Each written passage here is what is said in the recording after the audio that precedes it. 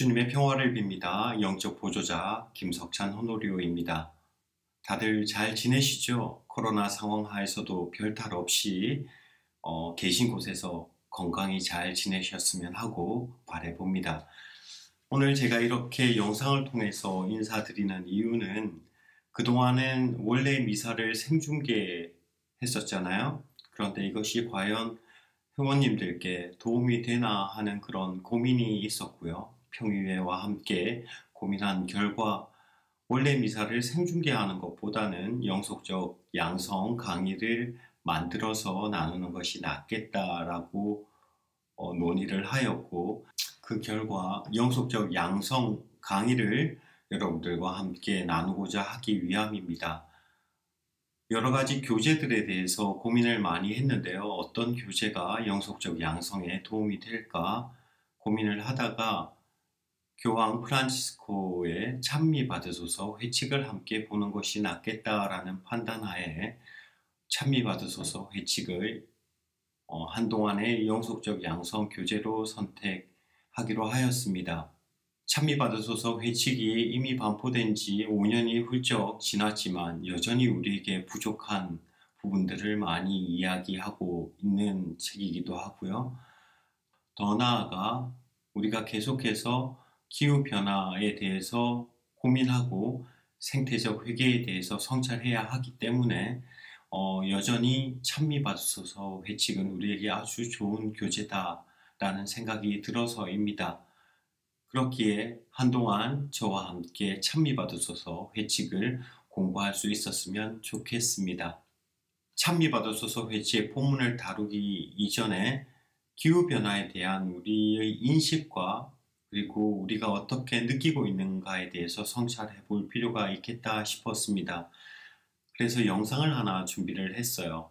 작년에 KBS에서 만든 다큐인데요. 그 다큐 1시간가량 되는 것을 짧게 한 13분에서 14분 정도의 길이로 편집을 했습니다. 그 영상을 시청하시고 우리는 어떻게 기후변화를 느끼고 있는지, 그리고 그 기후변화에 대처하기 위한 혹은 기후변화를 맞이하고 있는 나의 마음 자세는 어떠한지에 대해서 조금 고민해 보셨으면 좋겠다라는 생각을 해봅니다. 그럼 우선 영상을 한번 보도록 하지요.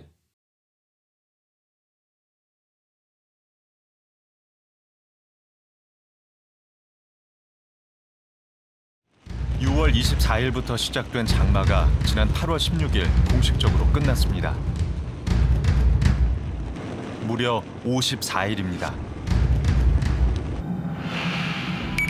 특별 재난 지역으로 선포된 전북 남원 섬진강변입니다.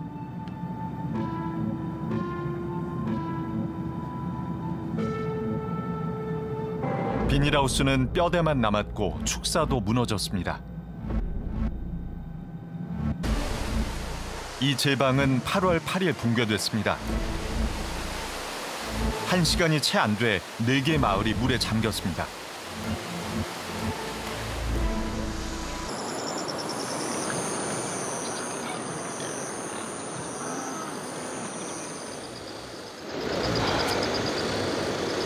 우리가 거진 40년 돼지를 길렀거든요. 근데 그게 다 지금 다 죽은 것 같아요. 농장 안에서.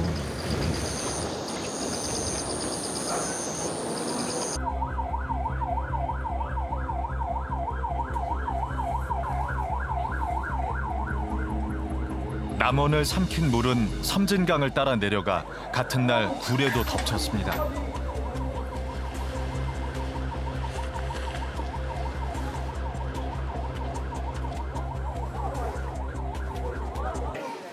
수해가 돼갖고 뭐 겁나게 피해를 보여. 어느 마을 사세요? 양경마을 저기 양경마을. 소 40년 만에 돌아왔어.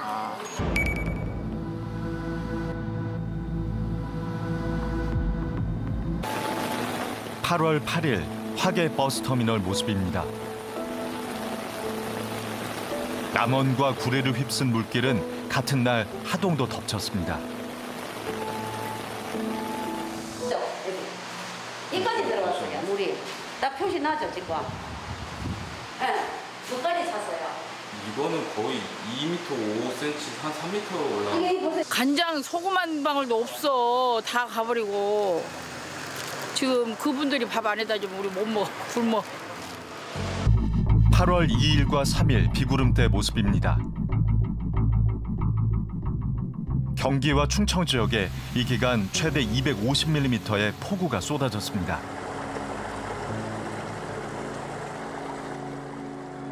도로가 유실되고 제방이 무너지는 등 곳곳이 쑥대밭이 됐습니다. 이번 장마로 발생한 산사태는 모두 1,500여 건. 7명이 숨졌고 피해액도 1,000억 원에 이릅니다. 중국도 올 여름 우리나라와 비슷한 양상을 보였습니다. 중국 장마는 6월 초에 일찌감치 시작됐습니다. 특히 양쯔강 상류 홍수로 세계 최대 규모의 산샤댐은 붕괴 가능성까지 제기되기도 했습니다. 최근까지 계속되고 있는 최악의 홍수로 산샤댐과 양쯔강 중하류는 여전히 초비상 상황입니다. 喷过来了，那个打不开呀，那个门都打不开，搞半天，一打开那个，打开完后那个盒子里面，那个水全部下来了嘛。 올해는 강수량 기록도 모두 갈아치웠습니다. 중국 후베이성 언스에서 지난 한 달 반 사이 내린 비는 900mm, 예년 강수량의 3배에 이릅니다.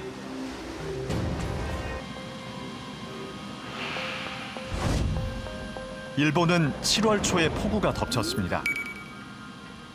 나흘 동안 가늘고 긴 장마 전선이 일본 남부 규슈 지역의 구마모토현 지역에 머물렀습니다. 내린 비는 시간당 110mm.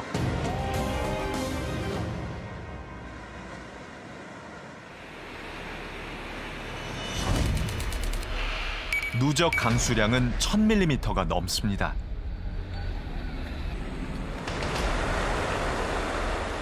특히 구마모토현 남부 작은 나을 히토요시의 도심 침수 높이는 4.3m로 50여 년 전 2.1m의 2배가 넘었습니다. 일본은 이번에만 17,800여 채의 주택과 건물이 물에 잠겼고 80여 명이 숨지거나 실종 상태입니다.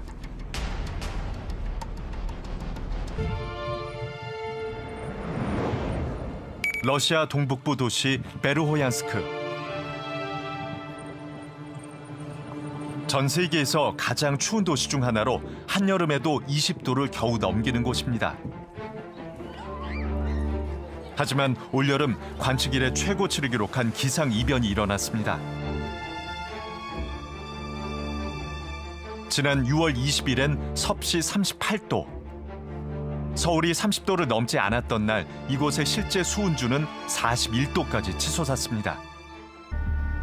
6월 한 달 동안만 한반도 면적 3분의 1을 태웠고 이산화탄소 5,600만 톤을 내뿜었습니다.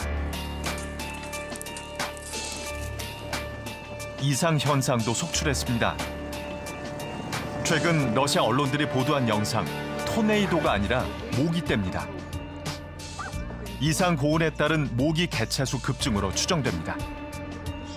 시베리아와 북극권의 이상 고온이 올해 한반도 날씨와 어떤 관계가 있을까?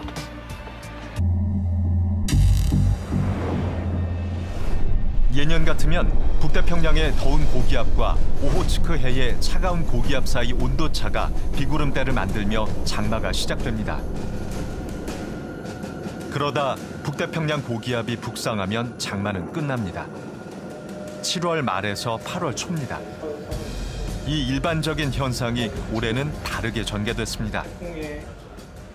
8월 달 들어서는 하루 강수량이 150mm 넘은 데가 거의 매일 있다시피 했었으니까 항상 비상시였고 실제로 피해를 입었기 때문에 기상청에서도 굉장히 긴장했고 올해는 북극권이 유난히 더웠던 탓에 적도와의 온도차가 줄었습니다. 시베리아 지역 폭염과 함께 북반구 대기순환 역할을 맡는 제트 기류가 약해졌습니다. 이례적으로 몸집을 키운 시베리아의 더운 고기압들 사이로 북쪽에 찬 공기가 내려오는 통로가 만들어졌고 거세게 밀려온 찬 공기는 한반도 북쪽에 새로운 기단을 형성하면서 장마가 시작됐습니다. 여기에다 이달 초 발생한 제4호 태풍 하구피까지 문제의 찬 공기를 붙잡았습니다. 그 결과 북태평양 고기압이 찬 공기를 밀고 올라가지 못하면서 역대 가장 긴 폭우가 쏟아진 겁니다. 큰 규모는 천천히 움직인다는 것이 자연의 이치입니다. 그러한 큰 것들이 장시간 동안 간다는 것은 그 큰 것들을 갖다가 움직였다는 뭔가가 있다는 거거든요. 그 동시에베레나 북극에 있는 기단들이 굉장히 부분들이 크게 변화를 했기 때문에 우리나라도 굉장히 영향을 오랫동안 줬던 거고요. 그러한 것들이 일반적으로는 오늘 하루 이틀 만에 날씨로 해서는 절대 벌어질 수가 없다. 그동안에 축적됐던 열기에 의해서 벌어진 거 아니냐 이렇게 판단을 하는 거죠. 더운 곳은 덥고 추운 곳은 추운 지구의 균형이 깨지면서 대기순환 구조를 망가뜨리고 기존의 기상 흐름까지도 깨뜨린 것입니다. 온실가스를 많이 배출을 하게 되면 지구가 충격을 받게 되면서 이 기후 자체의 이 변동의 폭이 커지게 되죠. 그래서 우리가 이제 극단적인 날씨들이 이렇게 많이 발생을 하는데 우리가 지금 온난화가 일어난다라고 하면서도 한파가 뭐 겨울철에는 들어오고 하는 이유가 변동의 폭이 커지게 되면 이 한파도 발생할 여지가 계속적으로 있다라고 하는 겁니다. 최근 들어와서 뭐 금년에 아무튼 이런 장마, 그 전에 7월에 장마가 없었던 거, 뭐 이러한 것들이 왔다 갔다 하는 이것도 기후 변화의 하나의 징후로 볼 수는 있습니다. 온난화로 극지방의 빙하가 녹을 때 문제는 더 심각해집니다. 빙하는 태양열을 반사하지만 녹아서 물이 되면 열을 흡수합니다. 빙하와 바다가 만나는 빙분 구간이 갈수록 넓어지면서 바다로 떨어져 나가면 얼음은 더 빨리 녹고 지구는 더 더워지는 악순환이 계속됩니다.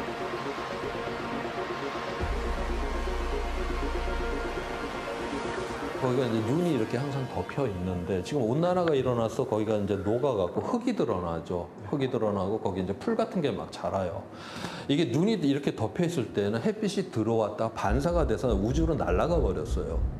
그런데 거기가 이제 녹아서 흙이 드러나고 거기에 식생이 자라게 되면 햇빛이 들어와서 지구에 흡수가 돼버리죠.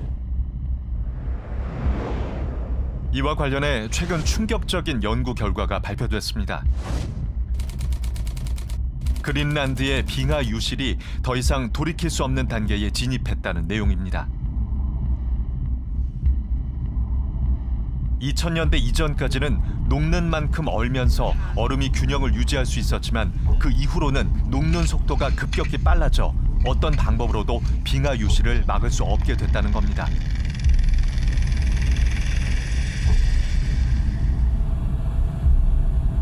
지난해 그린란드에서만 500기가톤의 얼음이 녹으면서 전 세계 해수면을 2달간 2.2mm 상승시켰습니다. 이렇게 해수면 상승이 지속되고 10년 뒤 한반도에 태풍이 왔을 때 상황을 시뮬레이션한 영상입니다. 부산 해안 수백 미터 안쪽 도심에 물이 밀려듭니다.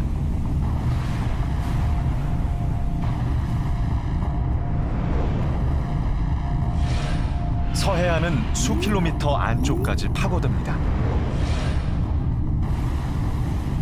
인천국제공항도 물에 잠기는 것으로 분석됐습니다.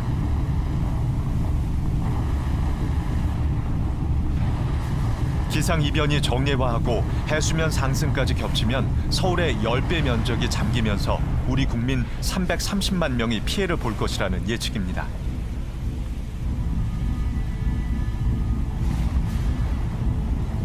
(42명의) 인명피해와 8천여 명의 이재민을 낸 올해 장마도 결국 지구 북쪽이 더워졌기 때문.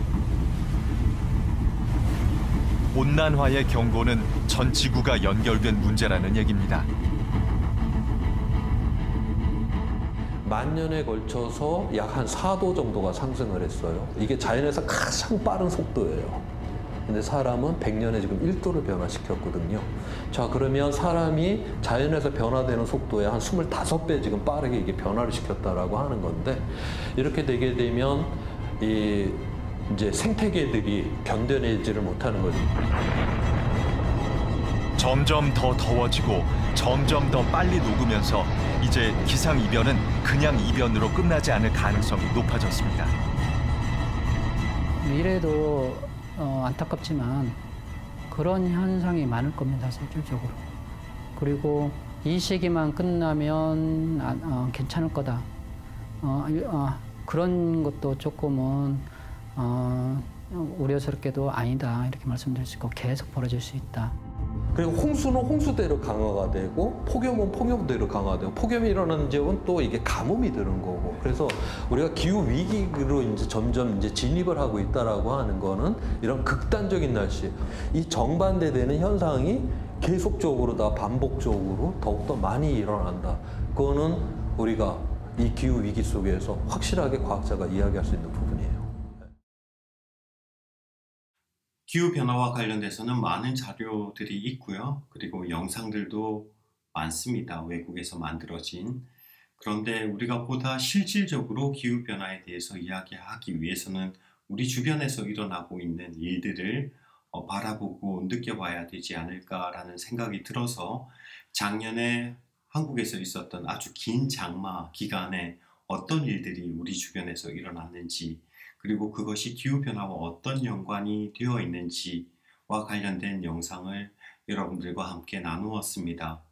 보시니 어떠셨나요? 여전히 기후변화는 걱정은 되지만 나와 멀리 떨어져 있는 그 무엇인지 아니면 바로 내 목전에 와 있는 그런 위기인지 기후변화는 계속해서 일어나고 있습니다. 벌써 올해만 해도 날씨가 종잡을 수가 없어요. 이 모든 것들도 다 기후변화의 영향 하에 있습니다. 그럼에도 불구하고 우리는 여전히 기후변화에 대해서 고민하고 기후변화에 대처하기 위해 노력하기보다는 다른 그 무엇에 더 열중해 있고 더 관심을 많이 가지고 있고 그리고 그것에 매몰되어 있는 건 아닌지 하는 그런 반성을 해봅니다. 우리 형제 자매님들은 어떻게 생각하시는지요? 오늘 저와 함께 했던 첫 번째 영속적 양성 강의는 이 영상과 그리고 이 영상을 통해서 우리가 느낀 바를 한번 상기시켜 보고요. 나는 프란치스칸으로서 어떻게 이 기후변화 시기에 살아가고 있는지 그리고 그 기후변화 안에서 어떠한 노력들을 하고 있는지에 대해서 성찰해보는 그런 시간들을 보내실 수 있었으면 좋겠습니다. 그러면 다음 영속적 양성 강의 영상으로 찾아뵙도록 하겠습니다. 감사합니다.